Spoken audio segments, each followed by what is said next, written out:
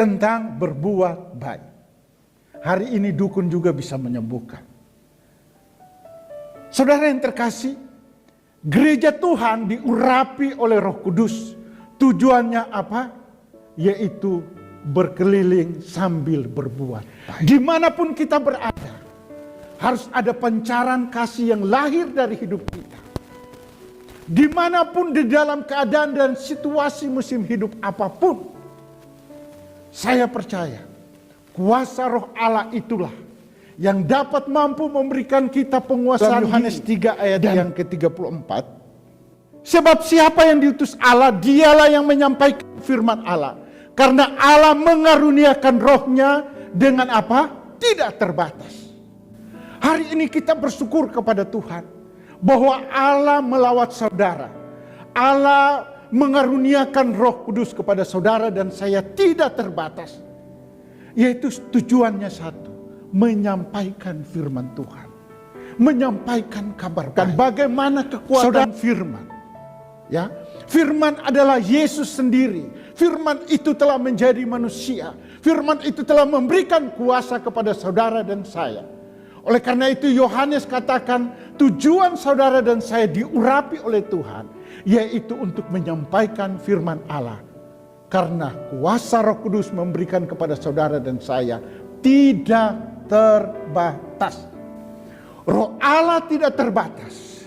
Roh Allah dengan bebas mau melakukan apapun kepada saudara dan saya.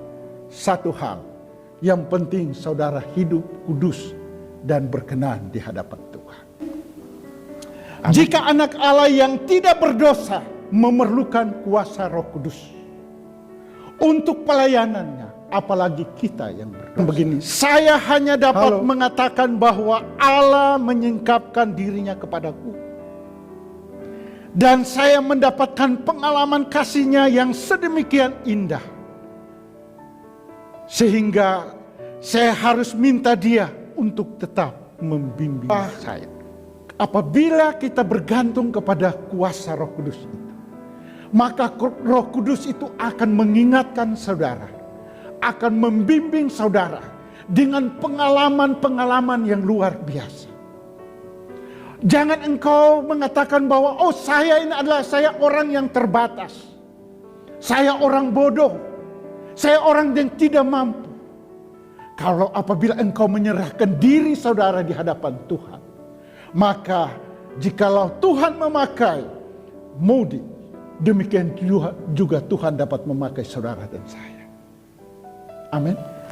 Orang-orang kagum dengan hal yang Allah lakukan melalui nelayan biasa seperti Petrus, Andreas, Yakobus, dan Yohanes. Kenapa sampai mereka kagum? Mereka yang sederhana itu bergantung kepada Tuhan. Yohanes katakan, Allah tidak terbatas di dalam mencurahkan roh. Sampai di dalam penumpangan tangan terhadap orang miskin pun Petrus berkata, emas dan perak tidak kupunya. Yang hanya kupunya nama Yesus.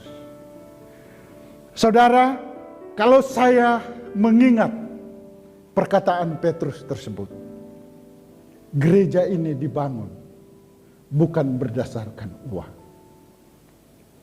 Gereja ini dibangun bukan atas jabatan, tetapi gereja ini dibangun atas nama Tuhan Yesus. Kita punya Roh Kudus, ya, yang akan menuntun dan akan memberkati kita. Jangan kecut, jangan tawar hati, berjalan sekalipun laut di berau menghadang. Kita berikan tepuk tangan. Pengalaman satu hal yang Tuhan ingatkan. Kalau kamu pelayanan, jangan pernah mengandalkan materi. Jangan pernah mengandalkan orang-orang kuat. Saking orang Kristen sekarang terpesona dengan ajaran-ajaran bahwa Roh Kudus, kesembuhan ilahi itu harus di rumah ibadah. Yesus menyembuhkan wanita yang sakit perdarahan di sinagog, di gereja, atau di jalan. Jangan kita membatasi kuasa Roh Kudus. Jangan kita membatasi kuasa kesembuhan. Allah sanggup di mana kapanpun. Allah sanggup melawat saudara. Amin. Cuma satu, nama Yesus. Nama di atas segala nama.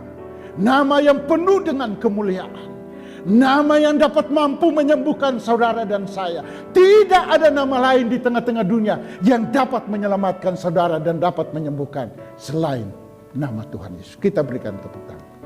Hari ini saya mengajarkan cari Tuhan selama Ia berkenan dan selalu berkenan. Pasti kamu akan bertemu. Amin. Harus pakai cara-cara Tuhan untuk mendapatkan berkat. Amin. Cari cara kehendak Tuhan di dalam hidup saudara, maka saudara akan diberkati. Saya percaya.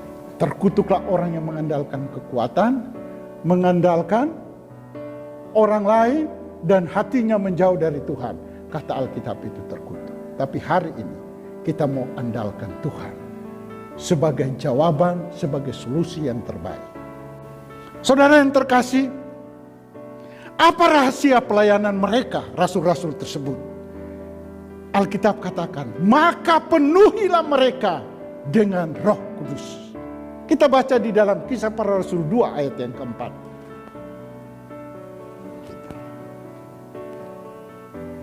Maka penuhlah mereka dengan Roh Kudus, lalu mereka mulai berkata-kata dalam bahasa-bahasa lain, seperti yang diberikan oleh Roh Kudus itu kepada mereka untuk mengatakannya. Apa? Maka penuhlah mereka dengan Roh Kudus. Saya mau hari ini saudara, kalau saudara mau dipenuhi oleh Roh Kudus, dan Tuhan memakai saudara dan saya menjadi alat yang luar biasa, seperti anak panah di tangan pahlawan, demikian saudara dan saya di tangan Tuhan. Hari ini saudara harus mengerang pergumulan saudara sehingga saudara dipenuhi oleh Roh Kudus. Ya, jangan mengharapkan tangan pendeta. Roh Kudus ada bersama saudara 1 kali 24 jam seumur hidup saudara. Roh Kudus dengan bebas mencurahkan itu kepada saudara dan saya. Tidak melalui perantara, tetapi saudara punya akses hubungan langsung dengan Tuhan. Jadi hari ini kalau saudara ada datang kepada saya, Pak Pendeta tolonglah ya, ini kan mau pencurahan Roh Kudus, Pak Pendeta tolong tumpang tangan, berdoa sungguh-sungguh, saudara alami. Petrus tidak memiliki pendidikan apapun, tetapi sekali khotbah, berapa orang bertobat? 3.000. Berapa yang dibaptis juga? 3.000. Hebat. Namun mereka dipenuhi oleh Roh Kudus. Bukanlah kemewahan yang mereka tampilkan. Wow, keren kan? Para murid dipenuhi oleh Roh Kudus. Tidak ada kemewahan yang mereka tampilkan. Tetapi bagaimana kuasa Allah yang lahir dari hidup mereka. Mereka tidak mendemonstrasikan itu. Tetapi mereka mengajarkan jemaat satu persatu tentang bagaimana kekuatan kuasa Tuhan itulah yang membuat jemaat itu sepakat. Saudara, peristiwa penganiayaan umat-umat Kristen di Roma pada saat itu dahsyat. Mereka disiram dengan ter baru dibakar. Tapi itu tidak memisahkan mereka dengan Allah. Kita lihat saja di dalam Kisah Para Rasul 4 ayat 31 ya. Dan ketika mereka sedang berdoa, goyanglah tempat mereka berkumpul dan mereka semua dipenuhi dengan Roh Kudus. Jadi sekali saya ulang lagi, tarik. Tidak ada satu tangan yang ditumpang di atas mereka. Tetapi mereka taat di dalam melakukan kehendak Yesus Kristus. Saya harus merombak ini dulu. Amin. Karena ada banyak gereja ini hamba-hamba Tuhan seperti dukun rohani juga. Oh, spesialnya ini untuk penumpangan tangan untuk pencurahan Roh Kudus. Wih, ada spesial lagi. Ini kalau spesial, ini untuk berkat. Kalau dia tumpang tangan, Anda punya usaha biasa-biasa menjadi luar biasa. Bohong ya. Galatia 5 ayat 22 sampai dengan 23. Itu standar Roh Kudus. Oke? Ya, tetapi buah roh ialah apa? Kasih. Ya. Sukacita, itu standar, itu Roh Kudus. damai sejahtera, kesabaran, kemurahan, kebaikan, kesetiaan. Terus. Kelemah lembutan, penguasaan diri, tidak ada hukum yang menentang hal-hal ini. Amin. Tidak ada hukum yang menentang hal-hal ini. Saudara boleh datang di gereja, belum tentu menjadi gereja. Amin. Iya dong. Gereja itu terpanggil dari kegelapan ke terang. Orang-orang yang terpanggil. Saudara datang di gereja, belum tentu saudara dapat Roh Kudus. Tapi saudara berjumpa dengan Tuhan secara pribadi, maka Tuhan akan mengubah saudara. Organisasi gereja tidak dapat mampu mengubah saudara, tetapi Roh Kudus dapat mampu mengubah saudara dengan keteladanan. Saudara yang berdoa, baca Alkitab, ya, saudara puasa, ya, jangan saudara pamer-pamer. Kamu puasa berapa lama? Saya ini loh, gitu. Habis itu, kamu baca Alkitab berapa? Enggak usah. Saudara baca diam-diam aja.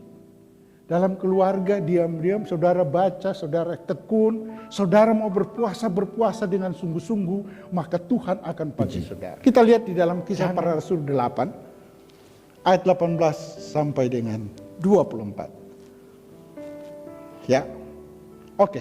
Saudara mungkin pernah dengar ini. Ketika Simon melihat bahwa pemberian Roh Kudus terjadi oleh karena rasul-rasul itu menumpangkan tangannya, ia menawarkan uang kepada mereka. Terus serta berkata, berikanlah juga kepadaku kuasa itu supaya jika aku menumpangkan tanganku di atas seseorang, ia boleh menerima apa? Roh Kudus. Ya. Tetapi Petrus berkata kepadanya, binasalah kiranya uangmu itu bersama dengan engkau. Karena engkau menyangka bahwa engkau dapat membeli apa? Karunia Allah dengan uang. Hati-hati. Amin. Jadi kuasa Allah itu tidak dapat dimonopoli. Buktikan saja waktu yang menjadi jawaban. Jangan mencoba memamerkan kuasa untuk menarik harta. Bertobat. Tujuan kuasa Allah diberikan kepada saudara, mengantarkan orang untuk pengenalan akan Kristus. Saudara punya hak akses langsung dengan Tuhan. Amin. Mintalah Roh Kudus, karena Dia adalah sumber hikmat. Saya minta pemain musik, silakan. Ya, mintalah Roh Kudus untuk memimpin, membimbing, dan mengingatkan saudara. Sekali lagi, mintalah Roh Kudus untuk memimpin saudara, membimbing saudara, dan mengingatkan saudara tentang karya Tuhan dalam hidup.